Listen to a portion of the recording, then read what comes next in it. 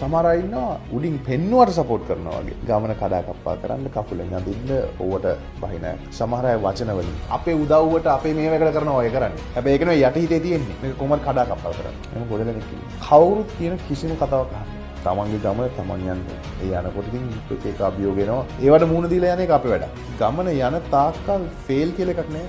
අපි මෙතන ඉඳන් වාහනේ නැගලා ගමනක් යනවා කියන්නේ. ඒ යන අතරදී ටයරයක් මේ වෙයි. නවත්තන්න. ෆේල්. අලුත් ටයරයක් දාලා දුවන්න ඕනේ. යනකොට එක තැනදී ලයිට් එකක් ගහලා යනවා. අලුත් ලයිට් එකක් දාගන්න ඕනේ. එක තැනදී පෙට්‍රල් ඉවර වෙනවා. තල්ලු කරගෙන යන්න ඕනේ. නමුත් කොතනදී හරි මේක කරන්න බෑ මේ වාහනේත් එක්ක මම ওই ගමන පැත්තක දානවා කිව්වොත් එදාට ෆේල්. එතකන් ෆේල් නේ. එක එක පාඩම් එක එක අභියෝග ඒව ගමන.